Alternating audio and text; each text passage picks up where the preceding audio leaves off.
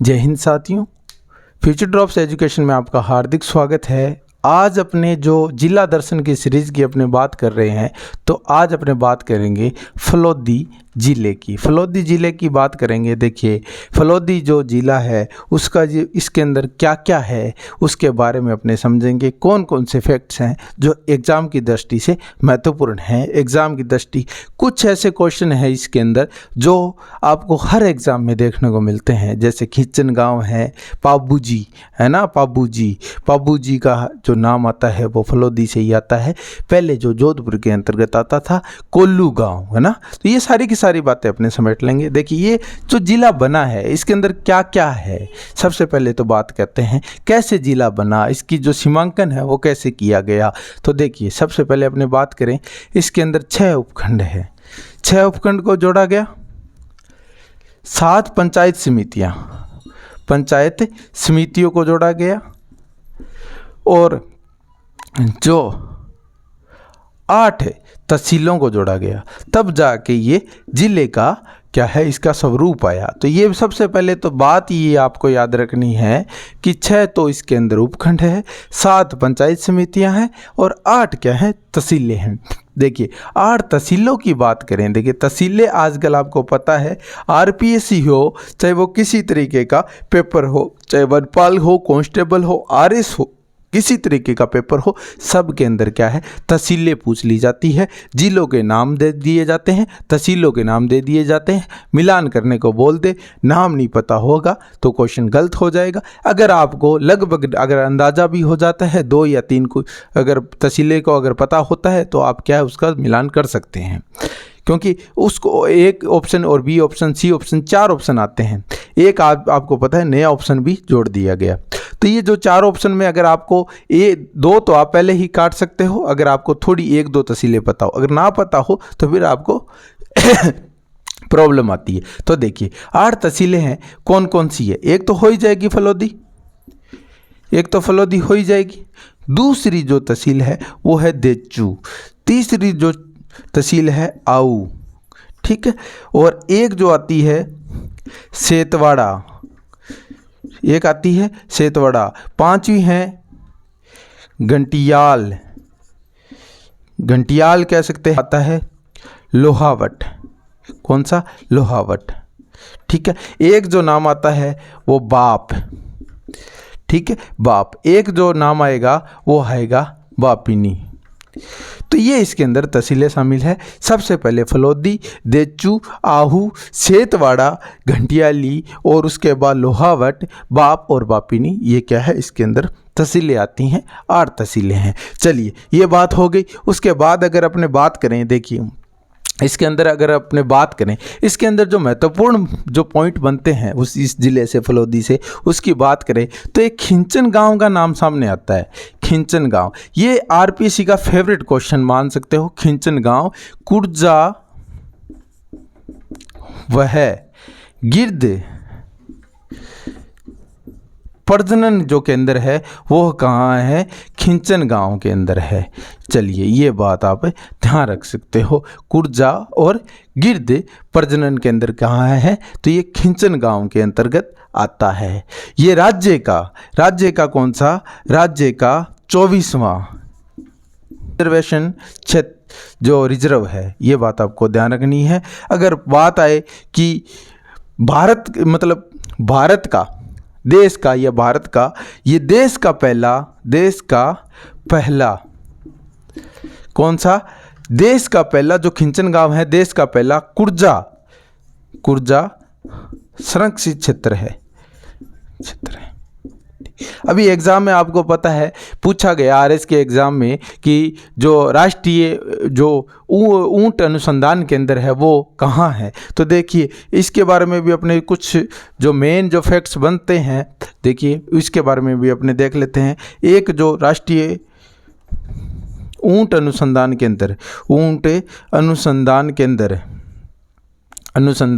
केंद्र, तो ये कहाँ है? ये जोहड़बीड़ के अंदर है। जोहड़बीड़ जो कि बीकानेर के अंतर्गत आता है, ये बात आपको ध्यान रखनी है। जोहड़बीड़ बीकानेर के अंतर्गत आता है। जोहड़बीड़ की बात करें तो इसकी जो ऊंट अनुसंधान केंद्र है, इसकी जो स्थापना होती है 5 जुलाई को होती है। कब होती है? 5 जुलाई को होती है। और सन की बात करें तो 1984 को क्या है, इसकी स्थापना होती है। ये बात आपको ध्यान रखनी है, ठीक है। उसके बाद अगर बात करें तो देखिए, एक जो राष्ट्रीय बीजीय मसाला अनुसंधान केंद्र, तो ये कहाँ है? ये आपको पता है, तीबजी अजमेर के अंदर है, ठीक है। ये एक फैक्ट्स ये हो गया। ये कहाँ है? ये अनुसंधान केंद्र कहाँ है? तीबजी अपने अजमेर के अंतर्गत आता है। दूसरा जो एक और फैक्ट बनता है, केंद्रीय भेड़ वह ऊन अनुसंधान शोध केंद्र है, अनुसंधान शोध संस्थान है। ये कहाँ आता है? बीकानेर के अंदर आता है। अब एक जो बात आती है वो फलोदी झील से आती है। फलोदी झील भी महत्वपूर्ण है। फलोदी झील की बात करें तो फलोदी झील आती है। फलोदी झील की अगर अपने देखें तो ये खारे पानी की झील है। कैसे पानी की झील है? खारे पानी की झील है। खारे पानी की झील है। खारे पानी की झील की अगर बात करें तो राजस्थान के अंदर कौन कौन सी झीलें हैं खारे पानी की? अगर खारे पानी की याद हो जाएगी तो मीठे पानी की याद करने की ज़रूरत नहीं होगी। देखिए, खारे पानी की झील अगर बात करें तो अगर राजस्थान की राज्य की अगर सबसे बड़ी झील की बात करें तो कौन सी है? तो वो है सांबर। सांबर झील आपको पता ही है। सांबर झील है वो कहाँ? जयपुर, नागौर और अजमेर जो क्षेत्र है उसमें आती है। इसके अंदर देखिए, मंथा, रूपारेल, खंडेला है ना, क्या है? खंडेला और खारी नदी। देखिए, मंथा, रूपारेल, खंडेला और खारी नदी गिरती है सांबर जिले में। राज्य की सबसे बड़ी जो झील है खारे पानी की वो सांबर झील है। देश की अगर बात आ जाए, देश की, तो वो कौन सी हो जाएगी? चिल्का हो जाएगी। चिल्का है कहाँ? तो ये उड़ीसा के अंदर है। उड़ीसा के अंदर है। और जो सांबर झील है वो देश की दूसरी है। देश की दूसरी सबसे बड़ी जो खारे पानी की झील है, खारे पानी की झील वो सांबर है। ये सेकेंड नंबर पर आती है। बस ये दो इसके जो मेन फैक्ट्स है वो याद रख लोगे तो उसके बाद में जो इनसे जुड़ी हुई बातें हैं वो भी समझ में आ जाएगी। तो ये इससे बात होगी सांबर झील से। अब अपने देख लेते हैं, अगर राजस्थान में खारे पानी की झील की बात करें, राजस्थान में खारे पानी की झील की बात करें, अगर ये एक बार आपको समझ में आ गई अच्छी तरीके से, बाद में उसको देखिए, एक तो कुचामन, ताल छापर, उसके बाद डीडवाना,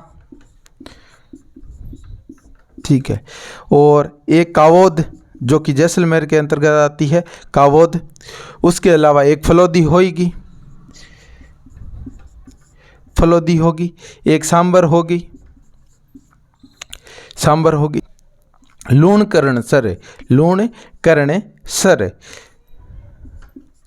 एक जो नाम आता है पंचपदरा। बस ये इतनी याद रख लो, ये खारे पानी की झीलें हैं। कुचामन, ताल छापर, डीडवाना, कावोद, फलोदी, सांबर, लूणकरणसर और पंचपदरा और डेगाना, ये खारे पानी की झील होगी। बाकी जो जितने भी बचे वो मीठे पानी की झील है। ये बात आपको ध्यान रखनी है। इसके बाद अगर अपने और बात करते हैं तो अब देखिए आगे और बात कर लेते हैं। तो सबसे पहले देखिए, आपको पता है सांबर झील है वो क्या है? रामसर जो साइट है उसके रूप में भी जानी जाती है। देखिए, अब थोड़ी सी अपने और बात कर लेते हैं जो फलोदी के महत्वपूर्ण स्थान हैं या फलोदी की जो महत्वपूर्ण साइटें हैं उनके बारे में अपने बात करते हैं। तो एक जो नाम आता है वो आता है, दोस्तों ध्यान से सुनिएगा, बाप फिल्डर कले। तो ये भी कहाँ है? ये भी फलोदी के अंतर्गत आता है। एक जो नाम आता है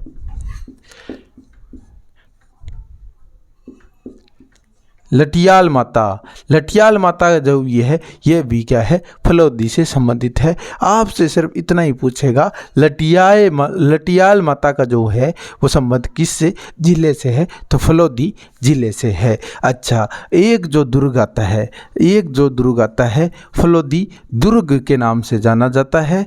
और इसका जो निर्माण है वो राव सुजा के काल में, ये राठौड़ वंश के थे, राव सुजा के काल के अंदर इसका निर्माण होता है। ये बात भी आपको ध्यान रखनी है।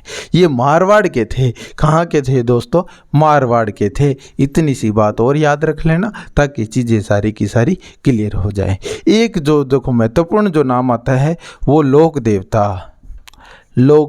देवता का नाम आता है। आपको पता है पाबू जी का जो संबंध है वो किससे है, वो कोल्लू गांव, इसे कोल्लूमंड गांव से भी नाम से जाना जाता है, फलोदी के अंतर्गत आता है। जोधपुर अब नहीं होगा, अब फलोदी होगा, इसलिए ये और महत्वपूर्ण हो जाता है। और महत्वपूर्ण होने के पीछे बात करें तो पाबू जी को क्या बोलते थे? ऊंटों के रक्षक देवता कहते हैं, प्लेग के रक्षक देवता कहा जाता है। और जो केसर जो घोड़ी थी, इनकी जो केसर कालमी इनकी घोड़ी थी, और कहते हैं कि ये 3 फेरों के अंदर उठकर आए थे और जो जीवराज खिंची था उससे युद्ध करते हुए वीर गति को प्राप्त हुए थे। तो ये बात भी आपको ध्यान रखनी है, चीज़ें कनेक्ट होती रहनी चाहिए। तो अब अपने थोड़ी सी बात कर लेते हैं। पाबू जी की बात करें तो इनका जो संबंध है वो कोल्लूमंड गांव से है, जो कि कहाँ से आता है, वो फलोदी के अंतर्गत आता है। अच्छा, ऊंटों के रक्षक देवता,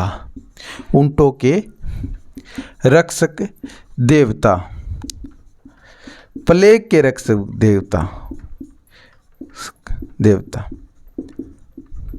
ठीक है, प्लेग के रक्षक देवता भी किसे कहते हैं? पाबू जी को कहा जाता है। अच्छा, ऊंटों की अगर प्राचीनतम साक्ष्य पूछें तो वो कालीबंगा सभ्यता से प्राप्त हुए थे, जो कि 2300 ईसा पूर्व से 1700 ईसा पूर्व की थी और अमलानंद घोष के द्वारा खोजी गई। उत्खनन की बात करें तो बीबी थापर हो जाएगा। ये भी यहाँ से भी कनेक्ट वहाँ किया जा सकता है। अच्छा, फड़ की बात करें तो फड़ भील जाति के भोपों के द्वारा, ठीक है, के द्वारा वाचन किया जाता है। और वाद यंत्र भी अक्सर पूछ लिया जाता है, तो रावण हत्ता वाद यंत्र के साथ किया जाता है। ठीक है, फड़ है वो लोकप्रिय फड़ है जो कि भील जो जाति के भोपों के द्वारा वाचन किया जाता है, रावण हत्ता वाद्य यंत्र के साथ किया जाता है। अच्छा, इनका जो जन्म है, अच्छा कई बार ये पूछ लिया जाता है, जन्म दे दिया जाता है लोक देवताओं के, और आपको बताना होता है कि इनका जन्म कब हुआ था। तो देखिए 1239 याद रखना है, 1239 आप याद रख सकते हैं, कोल्लूमंड गांव हो जाएगा। बस इतनी सी बात आपको ध्यान रखनी है। चलिए उसके बाद अगर क्वेश्चन और क्या बन सकता है, अच्छा एक क्वेश्चन यहाँ ऊँटों से बनता है। ऊँट जो पालक जाति है वो कौन सी है? वो रेबारी राय का जो जाति है। और अगर तो इनके जो पिता का नाम है, पिता का नाम भी अक्सर पूछ लिया जाता है। पिता का जो नाम है वो धांधल जी हो जाएगा। अच्छा, माता का नाम आपको पता है, आरएस में भी अभी एक ऐसा क्वेश्चन था जो कि लोक देवताओं से संबंधित था, उसके अंदर उनके प्रमुख स्थान दे रखे थे और जो सही नहीं था स्थान उसका आपको बताना था। अगर ये चीज़ें अपने को पता नहीं, स्थान भी पता होना चाहिए, माता का नाम पता होना चाहिए, पिता का नाम पता होना चाहिए, तो ये हो जाएगा। देखिए केमल दे,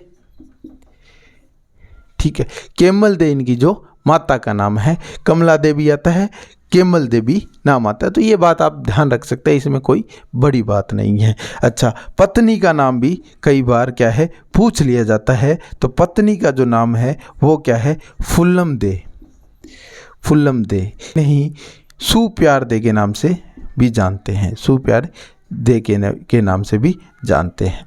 तो ये बात आपको ध्यान रखनी। फुल्लम दे और सुप्यार दे ये क्या है? इनकी पत्नी थी। ये बात आपको ध्यान रखनी है।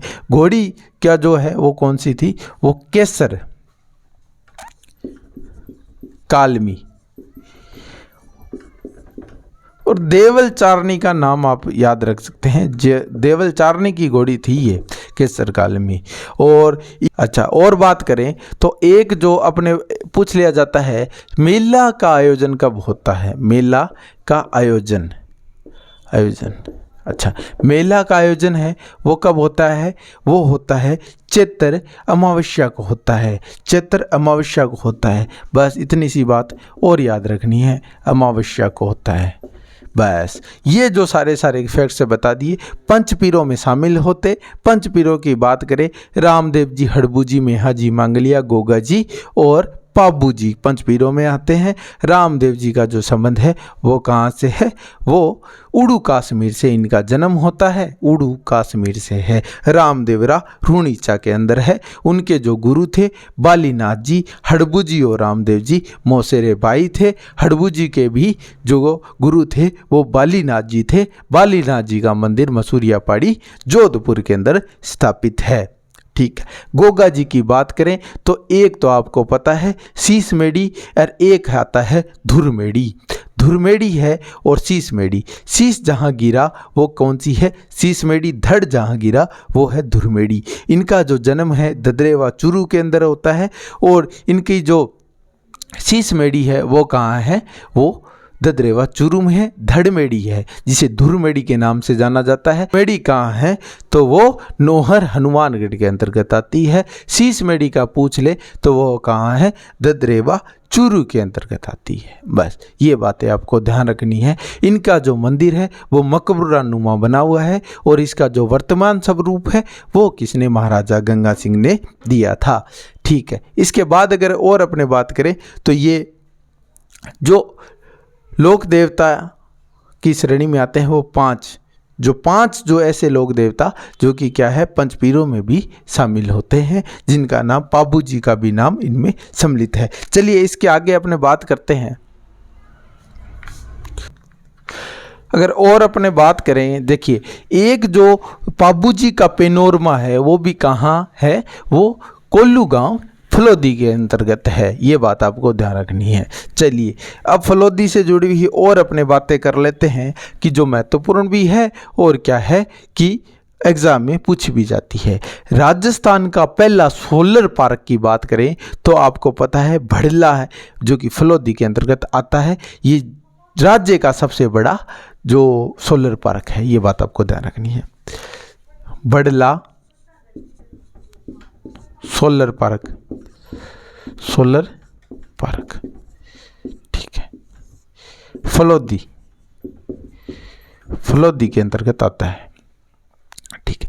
अगर इसकी बात करें तो फलोदी की बात करें तो ये चार चरणों में, चरण इसके जो 4 है इसको अपने फेज बोल देते हैं। क्या बोल देते हैं? फेज बोल देते हैं। अगर मेगावाट की बात करें तो कितना मेगावाट है? तो ये 2200, आपको याद रखना है, 2245 मेगावाट का उत्पादन किया जाता है। इसकी जो क्षमता है वो कितनी है? 2245 मेगावाट की क्षमता। एक क्वेश्चन और बनता है, राज्य का पहला कोयला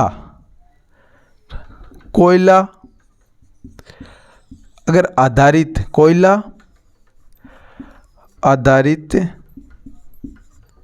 बिजलीघर, ये देखिए वर्ड को एक पकड़िए, बिजलीघर, तो ये कहाँ है? तो ये भी कहाँ है? बाप फलोदी के अंतर्गत है। ये बात आपको ध्यान रखनी है, बाप फलोदी का। ये 2 तो महत्वपूर्ण है ही आपके, ये तो 2 तो आपको एग्जाम में कहीं ना कहीं देखने को मिल ही जाते हैं। उसके बाद अगर अपने ये बात करें, देखिए करनी माता नाम आता है। करनी माता का जन्म स्थल वो भी कहाँ है? सुवाप गांव फलोदी, इनका जो जन्म स्थल है। और अगर देश नोक बीकानेर, इनका जो मंदिर है देश नोक बीकानेर के अंदर स्थापित है। इन्हें कहा चूहों की देवी कहा जाता है, चूहों की देवी कहा जाता है। और चूहों को क्या कहा जाता है? काबा कहा जाता है, काबा कहा जाता है। बचपन का जो नाम था वो रिद्धू बाई था, ये बात भी आपको ध्यान रखनी है। देशनोग चूहों की देवी माना जाता है और सफ़ेद चील को इनका स्वरूप माना जाता है। सफ़ेद जो चील है अगर वो देख ली जाती है तो वो बहुत ही क्या है, शुभ मानी जाती है और इनका स्वरूप मानी जाती है। तो ये बात भी आपको ध्यान रखनी है। जोधपुर की जो मेहरानगढ़ है उसकी नींव भी किसने रखी? करनी माता ने रखी थी, ये बात भी आप ध्यान में रख सकते हैं। चलिए इसके बाद अपने बात करें तो देखिए, एक जो एनटीपीसी के द्वारा जो एक निर्माण करवाया गया एनटीपीसी के द्वारा, जो सोलर पार्क नोक है, क्या नाम है? नोक सोलर पार्क, नोक सोलर पार्क का। तो वो भी देखो आपको पता है इसका जुलाई 2022 के अंदर, जुलाई 2022 के अंतर्गत इसका का जो उद्घाटन है वो पीएम मोदी के द्वारा वर्चुअली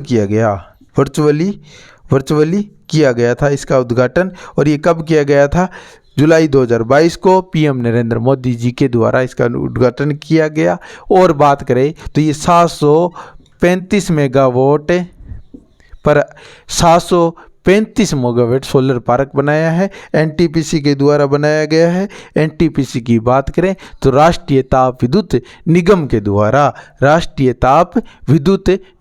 द्वारा बनाया गया है। बस ये बातें आपको ध्यान रखनी है। तो ये बड़ी बड़ी बातें थी जो फलोदी से संबंधित थी। देखिए अपने कम समय के अंदर कर रहे हैं इसलिए कई बातें रह जाती है, वो अपने जब उनसे संबंधित कोई चैप्टर पढ़ेंगे तो उसके अंदर कर लेंगे। तो ये सारी की सारी बातें थी। अपने 8 तहसीलें थी, 6 मैंने बताई थी, 6 उपखंड शामिल है, 7 पंचायत समितियां हैं, 8 तहसीलें हैं जी, जो सीमा लगती है बीकानेर, जैसलमेर और क्या है नागौर और जोधपुर ग्रामीण के साथ सीमा लगती है।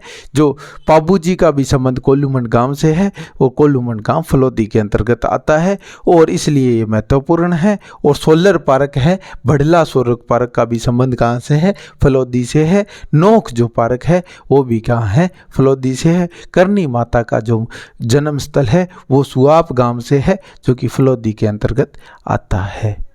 तो ये सारी की सारी बातें थी। और जुलाई 2022 के अंदर जो नोक जो विद्युत तापीय है उसकी जो उद्घाटन है वर्चुअली रूप से वो कब किया गया? जुलाई 2022 को पीएम मोदी के द्वारा किया गया, जो कि एनटीपीसी ने इसका निर्माण करवाया है। तो ये सारी की सारी बातें थी, ये अपनों ने समेट ली। जय हिंद, जय भारत।